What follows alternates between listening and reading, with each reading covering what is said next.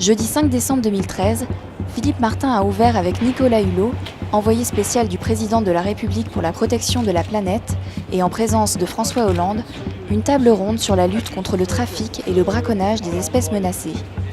Organisée en parallèle du sommet de l'Élysée pour la paix et la sécurité en Afrique, elle a rassemblé 21 pays pour l'adoption d'une déclaration commune de lutte contre le braconnage.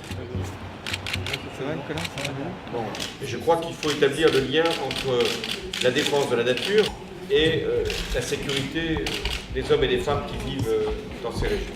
C'est un événement d'avoir pu adosser au sommet africain qui se tient à Paris cette table ronde consacrée à la lutte contre les trafics d'espèces protégées et les trafics de défense d'ivoire. Donc le simple fait d'avoir eu cette table ronde ouverte par le chef de l'État François Hollande et dans laquelle un nombre important, plus d'une dizaine de chefs d'État africains étaient présents, est un signal donné de la lutte que nous voulons mener et du rôle que la France veut jouer dans ce domaine. J'ajoute qu'à cette occasion, la France a pu présenter un plan national visant à accroître les amendes qui vont être multipliées par 10, qui pourront, lorsqu'il s'agit d'un trafic en bande organisée, atteindre 750 000 €.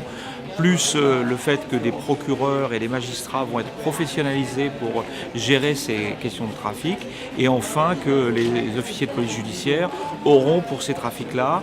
toute une série de moyens supplémentaires, comme on le fait pour des trafics de drogue. Donc au fond, la déclaration de Paris, à laquelle ont déjà adhéré un nombre important de pays, c'est une déclaration de guerre contre les trafiquants d'ivoire à travers le monde et notamment sur le continent africain. Pour moi, c'est un moment important qu'à ce niveau de responsabilité politique, ce sujet, lors d'un sommet qui est tourné vers la sécurité en Afrique, ce sujet ait pu être abordé.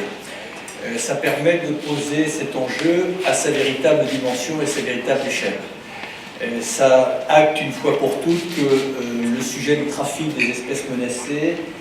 est un sujet géopolitique qui ajoute de l'insécurité à la sécurité, de la pauvreté à la pauvreté, de l'injustice à l'injustice et de la misère à la misère. Il y aura notamment au mois de février prochain, parce que David Cameron et François Hollande l'ont décidé, un nouvel événement qui sera consacré à cette protection des éléphants. Et donc après